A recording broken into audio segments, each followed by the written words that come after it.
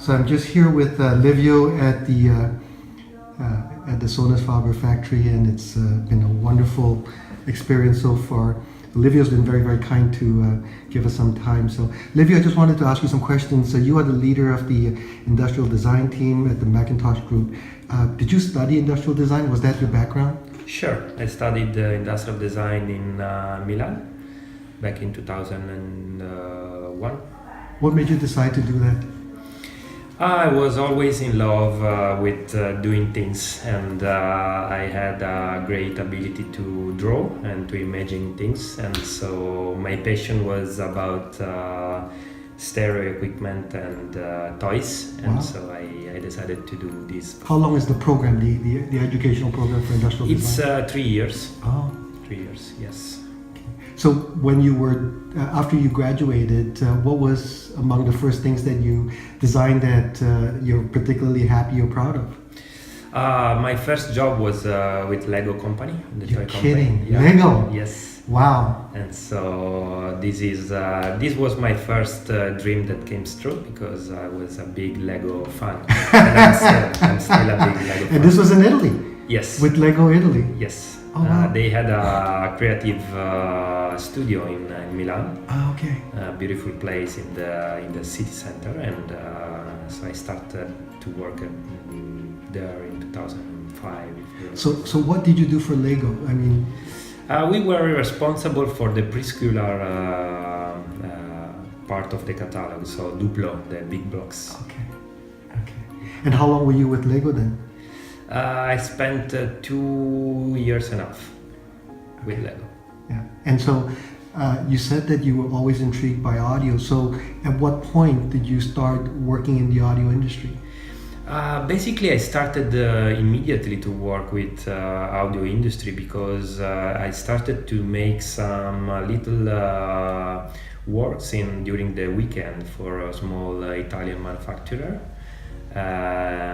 So you were doing designs and drawings for Yeah. enclosures and things like that? Yeah, exactly. And Okay. then something happened during the process. I meet the previous CEO of the company, and he wanted me to join Sonus Okay. Faber. So what year was that approximately? It was 2010. Oh, so fair. It's about less than about 8 years. Yeah. 8 years ago. So that's when you met Mario. Yeah. Yes. Okay. Exactly. Right. And so he saw your designs and said, "Wow, I really like this." It was not so easy. Okay. Because we had some conversation, and I showed him some project, but he was searching for something specific.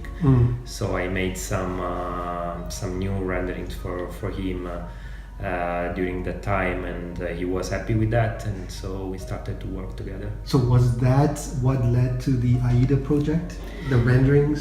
Basically, yes. The very first project that we started to do together was the big AIDA, and but then the company was already in the process to do the new Amati in that moment. So the official first project on the market was the Amati Futura.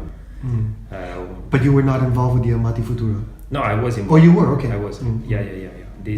That was my very first project here. But 1 year before, I already started to make some concept for the AIDA. I see. So the AIDA was a little bit longer as a process. So when you joined the group at the time, were you already familiar with Sonus Faber? Sure. Okay. And what did you think of the company as far as at the time the aesthetics? Because you're coming in to fill very big shoes. You know, a company that already had a tremendously established tradition of using natural materials, wood, people all over the world who loved what Sonus Faber stood for. You know, handcrafted elegance, a beauty and sound that a lot of speakers did not have. So you now step into these big shoes. Yeah, sure. How did you feel about that? Honestly, very good, because there are not a lot of company in the audio business that really understand about industrial design. Yes.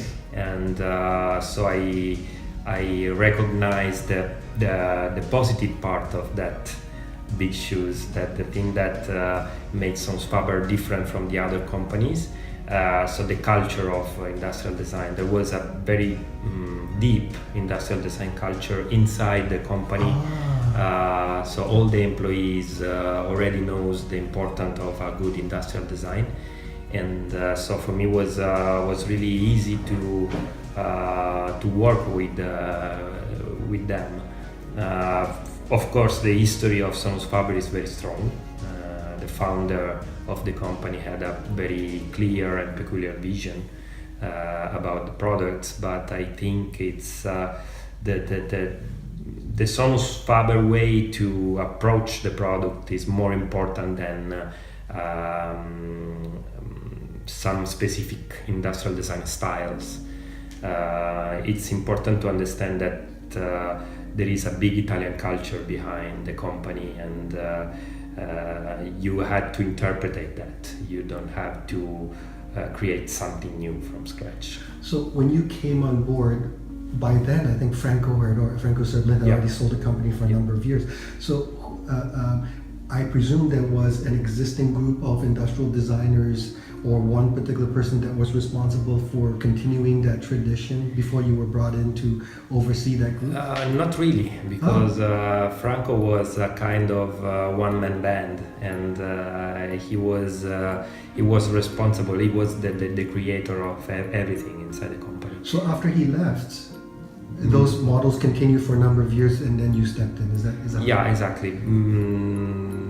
Between me and Franco, there was maybe 2 or 3 different design consultant studios outside the company that tried to create something to continue the tradition, but unfortunately was not. Mauro at that time was not satisfied by that result. So those products were never brought to the market. Okay, so basically it was Franco and then it's you. Basically, yes. Oh wow. Yes, okay. But there was a guy in the engineering department, Gianni, that left the company. He retired just 1 month ago, and this guy was the guy who worked with Franco since the beginning, and his knowledge was exactly what I used to interpret it in the right way, the philosophy of the company. One of the questions I wanted to ask you has been very intriguing to me.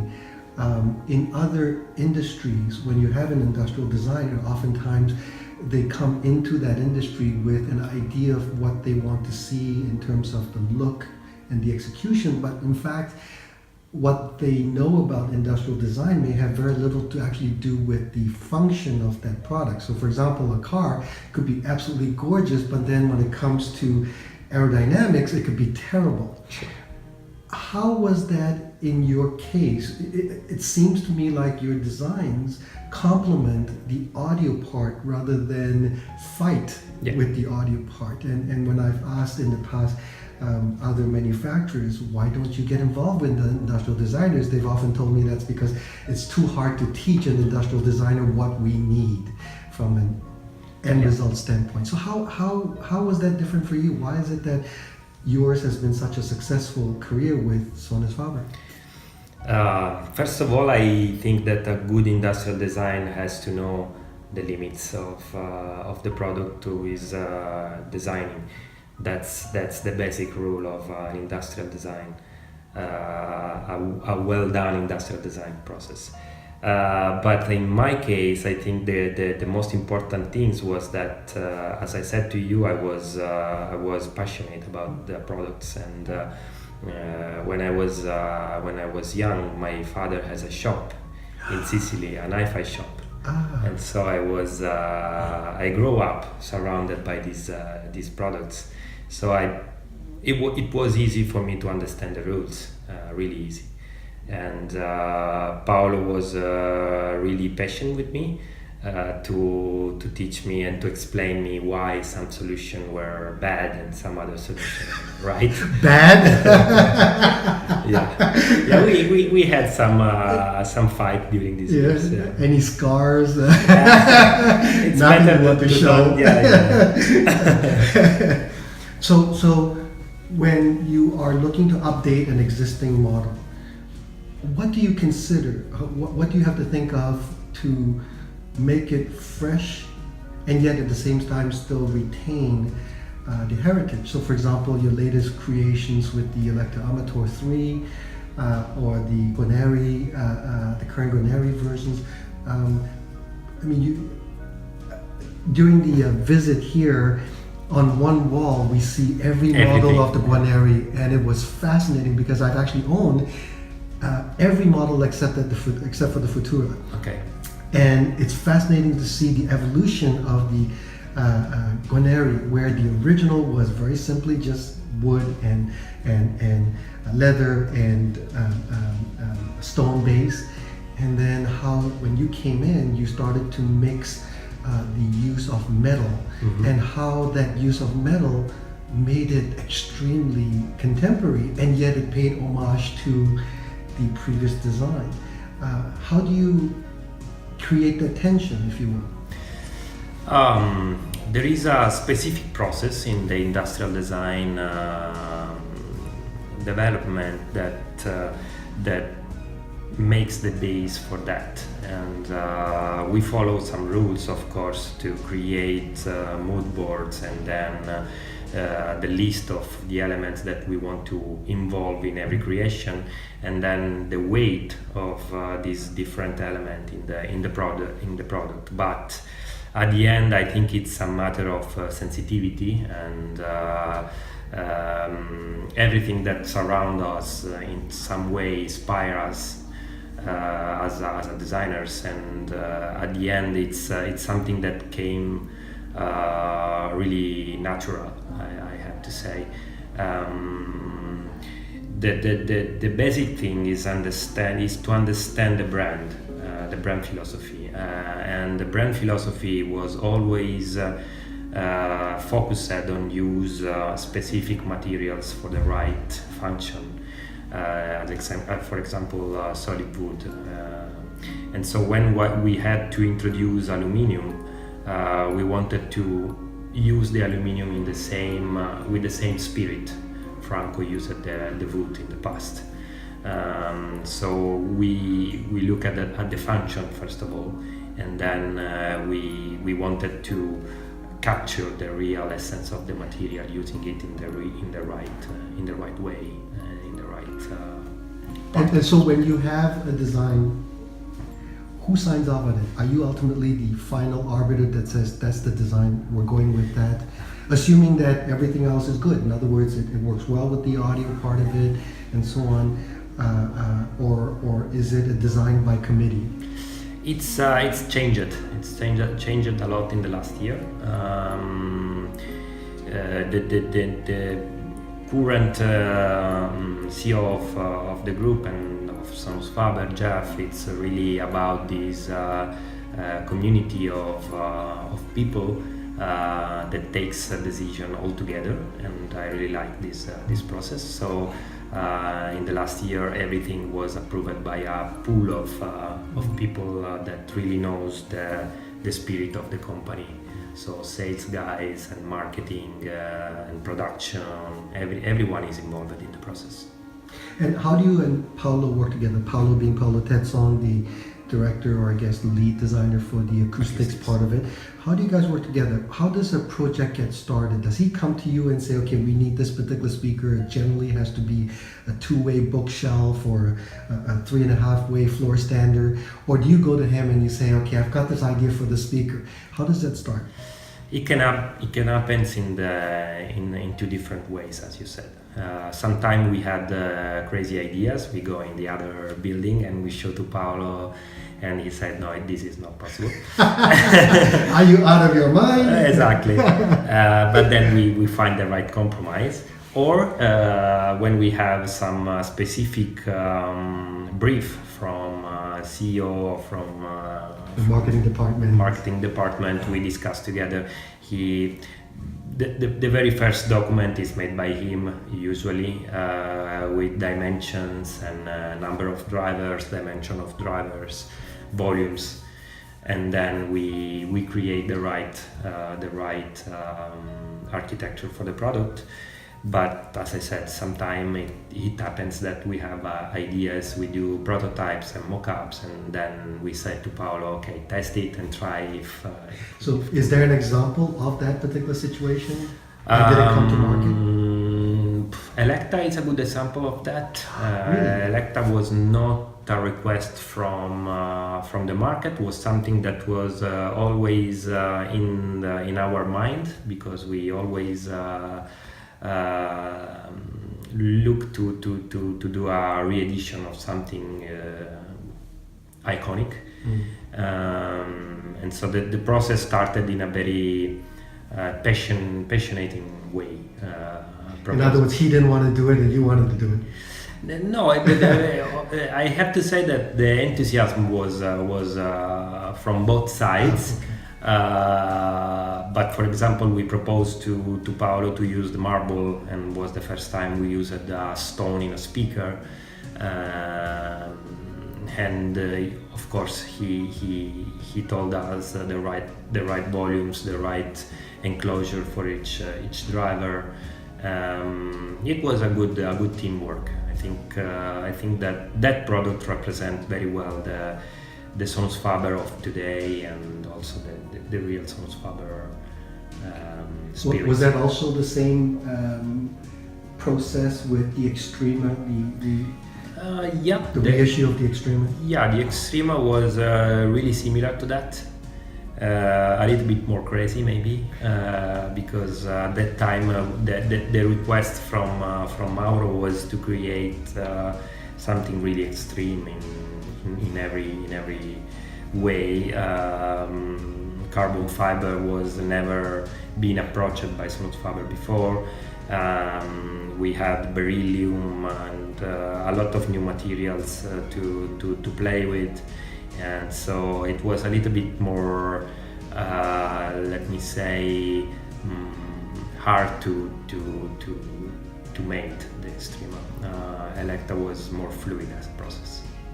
Your job, by definition, invites criticism, feedback from audiophiles, music lovers, and buyers all over the world, because just by definition, Sonus Faber is so unique as a company in our industry. I mean, unfortunately or fortunately, our industry in general produces wonderful sound, but generally not very good-looking products. So when you produce a product and you get feedback, do you pay attention to that feedback? Does it bother you if it's negative? How do you deal with that? It really changed year by year with experience. The first years were a little bit difficult for me. As I said, I was an audiophile, and so I was familiar with a lot of forums and groups on Facebooks and socials. And so the very first reaction on something different on the Sonus Faber brands were not always positive, and I was a little bit frustrated by that. But then with the experience, year by year, I understood that this was normal. We cannot be perfect, and there is always someone that doesn't like our job, our work. It's as a designer, you have to take a direction, and that is your direction. It's a compromise with the company for sure, but it's your decision at the end. And so I'm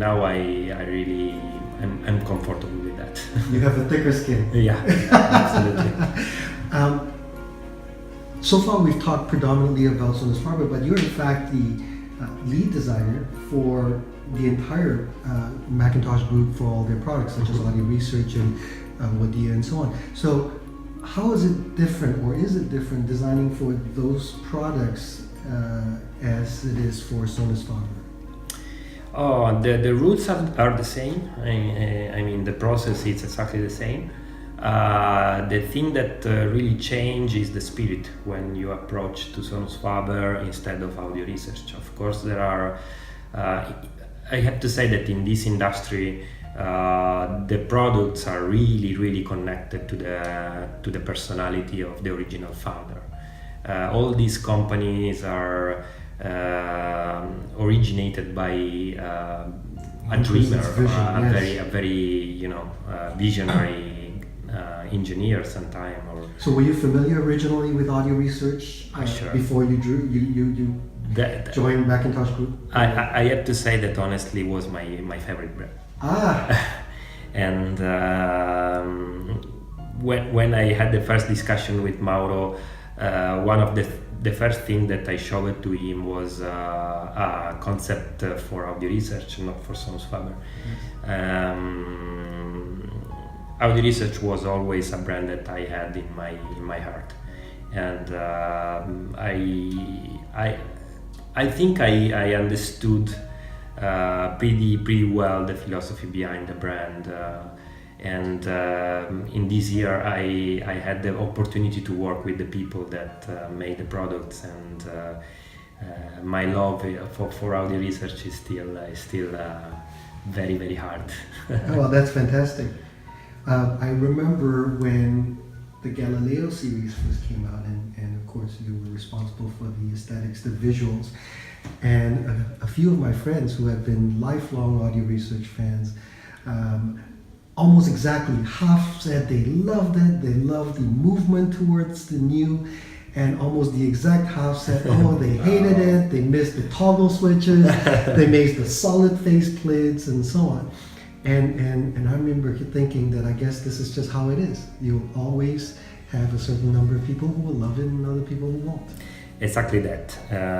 I mean, we approached the Galileo line as a concept car. At the beginning of the process, we wanted to try to do something different using the original element of the brand. Then the result was internally so well appreciated that we decided to go on the market with that, and then after the Galileo line, we had the opportunity to take some of the elements of the Galileo and makes the new reference line, the foundation line from that, and was a really interesting products and process. That was the case where I had a lot of critics on the forums, and yeah. Now you've also started to show your work with McIntosh. So, what are some of the models that your work has started to show up on with the McIntosh models? Basically, until now, we made some active products like the wireless speakers, the RS100. We made a small turntable, the new MT2. And of course, we made the big flagship loudspeaker, the XRT. And now I'm pretty happy because we are starting to work pretty well with McIntosh, with Charlie and the guys, with Chris and Pete, working on some details of the amplifiers. Of course, there is a lot of legacy there, and it's really difficult to touch that product in the proper way. So we are doing step by step, and I like it. It's the proper way to do it. Name some companies whose designs you admire. In the audio industry? In the audio world, yes. I always loved the creation of Lawrence Dickey, the designer of the Nautilus, and now the Vivid main designers. I have to say that a lot of company did a great job in the past creating the image of the brand, like Mark Levinson. I have some old Micromega CD players. I always like the creation of the Japanese company, in particular Sony and Yamaha. I think they made great design in the past, and they are still doing some interesting things. There are a lot of interesting company. I like, for example, what Name is doing with electronics. Okay. Really like it. Last few questions. What do you think Sonus Faber does better than anybody? Everything. Good answer. Number 2, Mies van der Rohe or Louis XV? Van der Rohe, I think. Okay. Tesla or Ferrari? Tesla. Thank you very much. Thank you to you.